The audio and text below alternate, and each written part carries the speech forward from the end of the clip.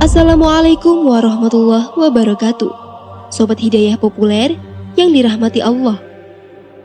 Pada kali ini saya akan membagikan sebuah kisah tentang azab kaum yang gauli wanita lewat dubur atau yang dikenal dengan kaum ras. Kitab suci Al-Quran mengabadikan kisah hancurnya sejumlah kaum. Pada surat Al-Furqan ayat 38 disebut, selain kaum Ad dan Thamud, ada penduduk ras yang dibinasakan. Lalu siapakah kaum ras itu? Allah Subhanahu wa Ta'ala berfirman, dan kami binasakan kaum Ad dan Thamud dan penduduk ras dan banyak lagi generasi-generasi di antara kaum-kaum tersebut.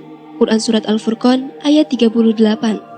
Abu Al-Hasan Ali bin Hamzah bin Abdullah bin Bahman bin Fairuz Al-Kisai, dikenal sebagai Al-Kisai, mengatakan bahwa penduduk ras menetap di tanah Hadratu Maut dan kota mereka dinamakan dengan Ras.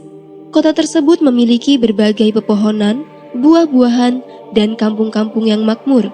Di sana tinggal beberapa kelompok dari penduduk ras yang menyembah berhala dan kelompok yang menyembah api. As-Sa'di atau As-Sa'di, penulis tafsir Al-Karimir Rahman fi Tafsir Kalam Al-Mannan yang lebih dikenal sebagai Tafsir As-Sa'di, mengatakan penduduk ras adalah sisa-sisa kaum Tsamud. Mereka adalah penduduk sumur yang telah ditinggalkan, dan istana tinggi yang keduanya diceritakan oleh Allah di dalam Al-Quran. As-Sa'di sebagaimana dikutip Syekh Muhammad bin Ahmad bin Ilyas pada buku yang diterjemahkan oleh Abdul Halim berjudul Kisah Penciptaan dan Tokoh-Tokoh Sepanjang Zaman, menambahkan sumur yang ditinggalkan terletak di Tanah Aden. Penduduk kota tersebut mengambil air dari sana siang dan malam. Di sumur terdapat 70 keran dengan 70 embernya serta beberapa laki-laki yang dipercaya mengurusinya. Di dekat sumur tersebut ada penampungan air yang dipakai untuk pemandian. Sedangkan menurut Ibnu Abbas radhiyallahu anhu, Ras adalah telaga yang berada di Azerbaijan dan kaum Ras adalah penduduk salah satu kampung di Thamud. Dalam hadis yang diriwayatkan oleh Sayyidina Ali bin Abi Thalib, beliau menjelaskan bahwa Ashabur Ras adalah sebuah kaum yang menyembah pohon sanaubar dan disebut sebagai Syahdiroh atau Raja Pohon. Yafid bin Nuh adalah yang pertama kali menanam pohon itu pasca badai topan yang menerpa tepian sungai yang dikenal dengan sebutan Roshan Oak. Yafid menyebar 12 bibit pohon sanaubar ke 12 desa di tepian sungai. Desa-desa tersebut bernama Oban, Oldar, Dai, Bahman, Isfan, Farwadin, Ordibash, Khordad, Murdad, Tir, Mir, dan Syahriwar. Nama-nama tersebut kemudian dijadikan nama-nama bulan dalam sistem penanggalan bangsa Ajami atau bangsa Persia. Pohon tersebut tumbuh besar dan subur. Para penduduk pun amat menghormati pohon tersebut. Melihat keadaan ini, setan pun berbisik pada Raja Taraus agar memerintahkan seluruh penduduk untuk menyembah pohon itu. Setan meminta raja untuk melarang kaumnya menggunakan air dari sungai di sekitar pohon sanubar. Raja pun mengumpulkan seluruh penduduk dari 12 desa dan berkata, "Wahai pendudukku, janganlah kalian dan ternak kalian untuk minum dari air sungai itu. Berikanlah kehidupan yang sempurna bagi pohon sanubar." Setan meyakinkan kaum ras bahwa pohon tersebut merupakan hayat al-ilahiyat atau kehidupan ketuhanan, sehingga tidak diperbolehkan siapapun mengganggu kehidupan pohon itu. Dalam rangka pemujaan, kaum ras mengadakan sebuah perayaan rutin tiap bulannya. Pada hari raya itu, mereka mempersembahkan seserahan berupa daging hewan yang dibakar. Saat asap pembakaran membumbung tinggi, mereka bersujud dan memohon pada pohon tersebut. Pada saat itulah setan menipu mereka seakan mereka sedang berbicara dengan sesembahannya. Padahal setanlah yang ada di balik pohon tersebut. Isfan adalah puncak perayaan bulanan tersebut. Hari Isfan dilaksanakan selama 12 hari dengan seserahan yang jauh lebih banyak dihadirkan. Mereka yakin pada hari itu pohon sanaubar akan lebih banyak memberikan harapan pada mereka ketimbang hari-hari lainnya. Suatu ketika, pengawal kerajaan menemukan seorang anak kecil yang minum dari air sungai tersebut.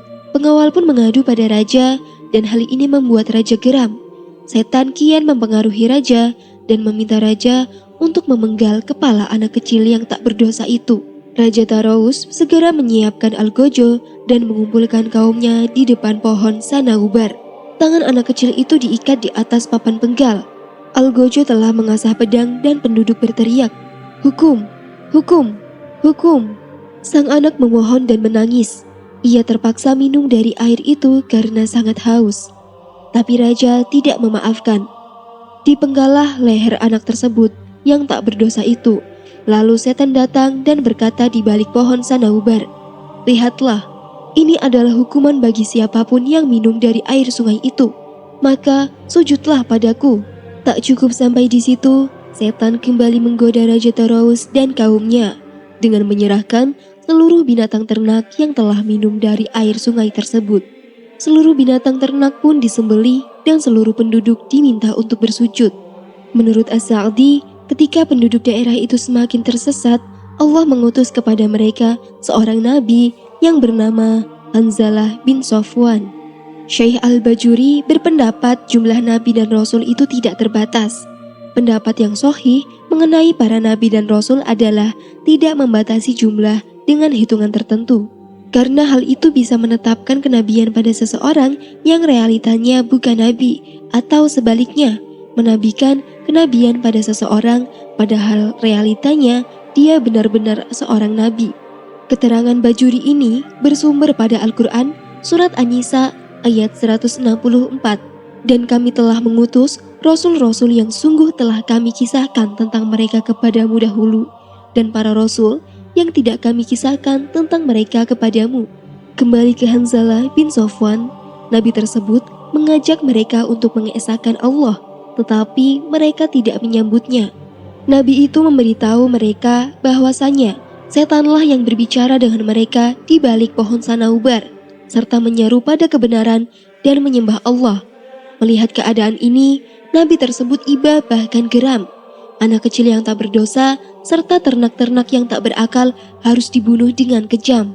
Kaum Ras menganggap apa yang dibicarakan nabi itu adalah hal konyol dan mustahil. Mereka pun tak mengindahkan ucapannya. Rayuan demi rayuan pun dilancarkan oleh sang nabi demi merebut hati kaum Ras agar mau beriman. Sayangnya, usaha tersebut tak membuahkan hasil. Hanya cibiran yang ia dapat dari kaum pemuja pohon tersebut. Nabi itu pun memanjatkan doa kepada Yang Maha Kuasa agar memberi pelajaran kepada kaum itu. Ya Allah, berikanlah rahmat hamba-hambamu yang beriman dan tunjukkanlah kekuasaanmu bagi siapapun yang mengingkarimu. Allah Subhanahu wa Ta'ala mengabulkan doa hambanya yang beriman. Pohon yang tadinya tumbuh subur berubah menjadi pohon yang kering dan layu. Air yang mengalir di irigasi pun ikut kering. Seluruh tumbuhan yang ada di sekitarnya pun mati. Allah Subhanahu wa Ta'ala berfirman dalam surat Qaf ayat 12. Sebelum mereka, kaum Nuh, penduduk Ras, dan Thamud telah mendustakan rasul-rasul. Amarah kaum Ras membuncah. Mereka tidak menerima kenyataan bahwa apa yang mereka puja harus layu dan mati. Mereka menyangka bahwa Tuhan mereka telah disihir sang nabi. Kebencian pun kian meradang. Kaum Ras menjadi angkuh dan keras hati. Mereka merancang strategi pembunuhan atas nabi karena mereka merasa bahwa nabi tersebut telah merenggut kebahagiaan mereka selama ini. Kaum Ras akhirnya menggali sumur yang kering dan membuangnya nabi ke dalamnya, dan sumur tersebut ditutup dengan batu besar. Penderitaan nabi tak sampai di situ. Kaum Ras tega tak memberinya makan dan minum agar perlahan nabi itu pun mati dan membusuk di dalam sumur. Sang nabi merintih dan akhirnya meninggal dalam sumur tersebut. Kaum Ras berkumpul di sekitar sumur sambil merayakan kematian sang utusan Allah. Setan gembira melihat kaum Ras yang sukses menyiksa nabi. Ia pun kembali pada pohon Sanaubar yang telah kering dan berkata, "Lihatlah hukuman yang aku berikan pada penyihir yang telah merebut hidupku. Dan kini aku kembali kepada orang-orang yang memujaku." Saat itulah murka Allah datang. Allah menimpakan azab yang pedih kepada kaum Ras.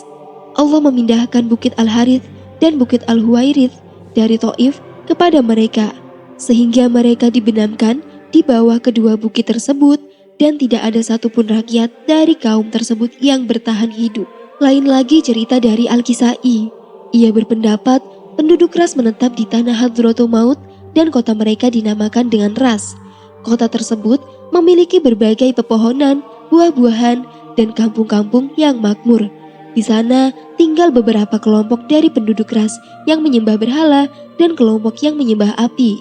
As-Sa'di mengatakan Allah membinasakan penduduk Ras karena mereka menggauli wanita pada duburnya dan mereka tidak beriman kepada nabi mereka, yaitu Hanzalah bin Safwan. Setelah kekufuran dan kesesatan mereka bertambah-tambah, Jibril berteriak kepada mereka dengan sekali teriakan, sehingga mereka berubah menjadi batu hitam.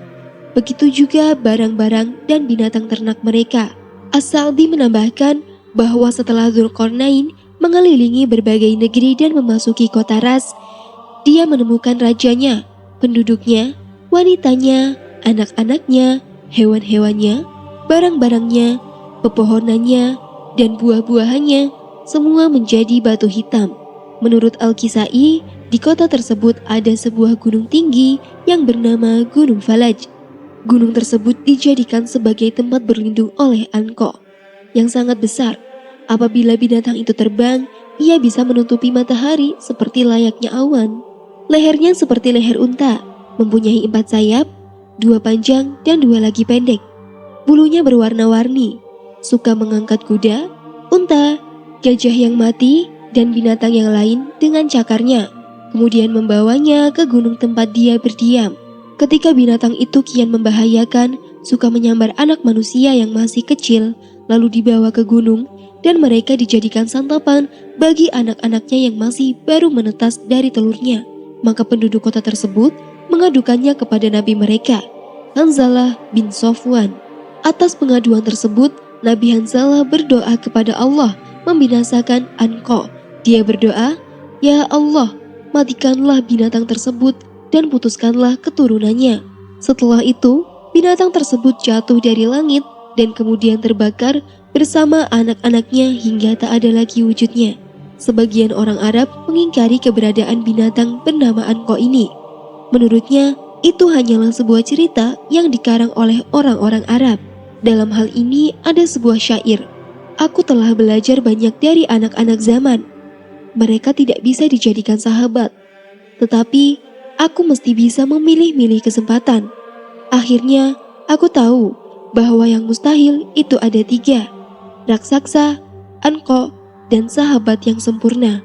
Dan itulah sobat, sedikit kisah tentang kaum Ras yang mendapat azab dari Allah Ta'ala atas kezaliman yang dilakukan oleh kaum tersebut. Wallahu a'lam bishawab. Wassalamualaikum warahmatullahi wabarakatuh.